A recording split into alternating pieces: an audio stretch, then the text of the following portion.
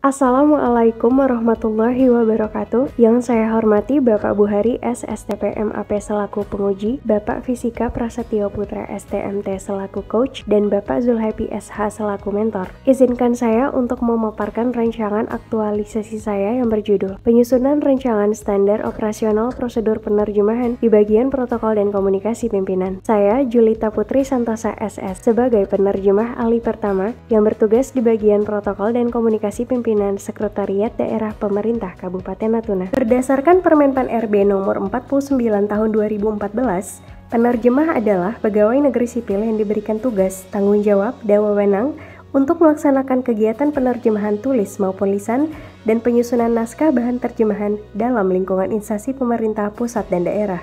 Berikut adalah profil singkat instansi saya. Sekretariat Daerah Kabupaten atau Setda merupakan unsur pembantu kepala daerah yang dipimpin oleh sekretaris daerah. Dalam pelaksanaan tugasnya, sekretaris daerah dibantu oleh 3 orang asisten, yaitu asisten pemerintah dan kesejahteraan rakyat, asisten perekonomian dan pembangunan, dan asisten administrasi umum, yang mana setiap asisten sekretaris daerah memiliki ruang lingkup tugasnya masing-masing. Dan untuk unit kerja saya, yaitu protokol dan komunikasi pimpinan, merupakan bagian dari asisten administrasi umum. Protokol dan komunikasi pimpinan memiliki 3 subbagian di dalamnya, yaitu protokol, komunikasi pimpinan, dan dokumentasi pimpinan. Visi dari Sekretariat Daerah Kabupaten yaitu terwujudnya Kabupaten Natuna sebagai kabupaten maritim yang unggul, eksotis, aman, dengan kemandirian ekonomi berlandaskan nilai religius dan kultural, dengan 7 buah misi untuk mencapai visi tersebut. Nilai-nilai organisasi diantaranya integritas, inovatif, kerjasama, kedisiplinan, efektif dan efisien, serta profesional. Adapun latar belakang penyusunan rancangan aktualisasi ini adalah berdasarkan Undang-Undang Nomor 5 Tahun 2014, ASN adalah profesi bagi PNS dan P3K yang bekerja pada instansi pemerintah. Saat ini, ASN dituntut untuk dapat menguasai teknologi informasi dan mengimplementasikan nilai-nilai dasar dalam melaksanakan tugas keseharian di lingkup pemerintahan. Dan salah satu upayanya yaitu melalui pembelajaran aktualisasi di pelatihan dasar CPNS. Tujuan dari pembelajaran aktualisasi ini diharapkan peserta dapat mengimplementasikan nilai-nilai dasar ASN berakhlak serta memahami peran dan kedudukannya di NKRI. Setelah beberapa bulan bertugas di bagian protokol dan komunikasi pimpinan, berdasarkan hasil observasi dan analisis tugas sehari-hari sebagai penerjemah, saya telah mengidentifikasi beberapa isu. Di antaranya, isu yang pertama adalah belum optimalnya penerjemahan paparan presentasi pimpinan atau bahan sejenisnya. Hal ini terjadi khususnya ketika pimpinan memiliki agenda pertemuan dengan tamu internasional, khususnya investor asing. Paparan presentasi masih menggunakan bahasa Indonesia, sehingga penyampaian informasi menjadi kurang optimal bagi pihak luar yang memiliki keterbatasan pemahaman terhadap bahasa Indonesia. Presentasi pimpinan dalam 2 bahasa atau bilingual yaitu bahasa Indonesia dan bahasa Inggris dapat mempermudah pihak luar untuk dapat memahami informasi yang mereka perlukan serta meningkatkan efektivitas dalam penerjemahan. Isu yang kedua adalah belum optimalnya penerjemahan video kegiatan pimpinan. Informasi terkait agenda kegiatan pimpinan pemerintah daerah Kabupaten Natuna menggunakan YouTube sebagai media penyebarannya dengan tujuan agar dapat menjangkau halayak luas. Namun, berdasarkan pengamatan saya, video informasi kegiatan pimpinan tersebut masih tersedia hanya dalam bahasa Indonesia. Mengingat tujuannya untuk dapat mencakup sasaran yang lebih luas hingga ke tingkat internasional, maka diperlukan adanya running text bahasa Inggris sehingga video tersedia dalam 2 bahasa atau bilingual. Isu yang ketiga adalah belum optimalnya penerjemahan pelayanan informasi yang disampaikan melalui katalog, poster, selebaran, atau standing banner, sehingga sasaran informasi hanya sebatas pada masyarakat lokal saja dan cakupannya sempit. Untuk memperluas cakupan sasaran, maka informasi pada media-media tersebut perlu disandingkan dengan bahasa Inggris sehingga sasaran informasi menjadi luas sampai ke masyarakat internasional. Isu yang keempat adalah masih kurangnya press release berbahasa Inggris pada website resmi Sekretariat Daerah Pemerintah Kabupaten Natuna. Sejauh pengamatan saya, jumlah press release berbahasa Inggris tidak sebanding dengan jumlah press release berbahasa Indonesia. Hal ini tentu saja membatasi segmen penerima informasi hanya kalangan masyarakat Indonesia saja. Sedangkan dalam menghadapi kemajuan teknologi di era globalisasi ini, informasi yang disajikan harus berskala internasional. Kondisi yang diharapkan press release berbahasa Inggris tersedia sebanding dengan press release berbahasa Indonesia karena berperan penting dalam keterbukaan informasi publik. Terlebih lagi, website resmi Setda Pemkab Natuna adalah pintu utama informasi Kabupaten Natuna. Isu yang kelima adalah belum optimalnya proses penerjemahan di bagian protokol dan komunikasi pimpinan. Hal ini dikarenakan belum adanya panduan atau pedoman dalam penerjemahan, baik itu alur penerjemahan, baik itu alur penyerahan bahan terjemahan, durasi penerjemahan, alur evaluasi, ataupun alur pengesahan untuk menerbitkan penerjemahan, sehingga membuat produktivitas penerjemahan menjadi tidak optimal dan berdampak pada pelayanan publik. Setelah mengidentifikasi dan mendeskripsikan isu-isu tersebut, selanjutnya saya melakukan penetapan core issue dengan menggunakan teknik analisis APKL untuk menentukan dari 5 isu tersebut mana isu yang layak dan memenuhi syarat untuk dianalisis lebih lanjut menggunakan teknik analisis USG, sehingga didapatkan core issue atau isu prioritas. Berikut adalah penetapan core issue melalui metode analisis APKL. Berdasarkan pada tabel, dari 5 isu yang teridentifikasi, ditetapkan 3 isu yang layak dan memenuhi syarat nilai-nilai APKL, yaitu aktual, problematik, kehalayakan, dan kelayakan. 3 isu itu diantaranya belum optimalnya penerjemahan video kegiatan pimpinan, masih kurangnya berita atau press release berbahasa Inggris pada website resmi Setda Pemkab Natuna, dan belum optimalnya proses penerjemahan di bagian protokol dan komunikasi pimpinan. Selanjutnya, 3 isu tersebut ditapis kembali menggunakan teknik analisis USG dengan memperhatikan urgency, seriousness, dan growth. Dengan menggunakan skala Likert 1-5, isu dengan total angka tertinggi menjadi isu prioritas yang harus diselesaikan. Berdasarkan pada tabel, isu dengan total angka tertinggi yaitu 15 dan menjadi peringkat pertama adalah isu belum optimalnya proses penerjemahan di bagian protokol dan komunikasi pimpinan, sehingga isu ini menjadi isu prioritas. Setelah menetapkan core issue menggunakan teknik analisis APKL dan USG, langkah selanjutnya adalah mengidentifikasi faktor penyebab core issue tersebut menggunakan teknik diagram fishbone dengan kategori 6M sebagaimana berikut.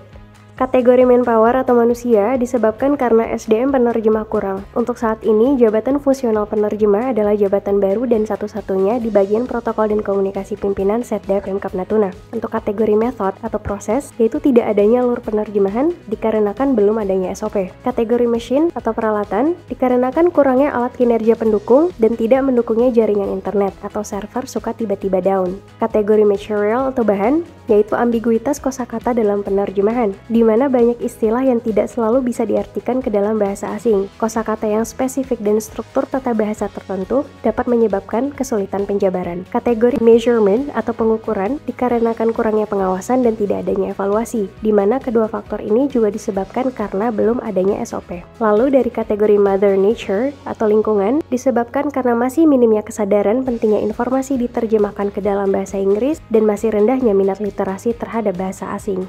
Berdasarkan diagram fishbone, didapatkan bahwa belum adanya SOP menjadi faktor penyebab yang paling sering muncul. Sehingga untuk penyelesaiannya, gagasan kreatif saya adalah penyusunan rancangan standar operasional prosedur penerjemahan di bagian protokol dan komunikasi pimpinan. Rencana kegiatan aktualisasi. Kegiatan pertama adalah mengumpulkan data, mencari informasi terkait kegiatan penerjemahan di bagian protokol dan komunikasi pimpinan. Kegiatan kedua adalah melaksanakan konsultasi bersama mentor, coach, dan pejabat fungsional terkait. Kegiatan ketiga adalah mencari referensi SOP dan penyusunannya. Setelah mencari referensi, selanjutnya saya akan membuat rangkuman. Kegiatan keempat yaitu menyusun rancangan SOP berdasarkan hasil konsultasi dan pencarian referensi. Saya akan menyusun isi rancangan SOP. Kegiatan kelima yaitu melaporkan rancangan SOP kepada mentor, menyiapkan materi dan melaksanakan diskusi. Setelahnya menulis kesimpulan evaluasi dan memperbaiki rancangan SOP berdasarkan evaluasi. Kegiatan keenam adalah simulasi penerapan rancangan SOP. Dan kegiatan ketujuh adalah membuat laporan aktualisasi dengan berkonsultasi bersama mentor dan coach mengenai laporan yang dibuat, kemudian menyusun laporan akhir. Setiap kegiatan atau aktivitas saya di aktualisasi ini memiliki keterkaitan dengan nilai-nilai dasar ASN berakhlak serta peran dan kedudukannya di NKRI. Berikut adalah rencana jadwal kegiatan aktualisasi saya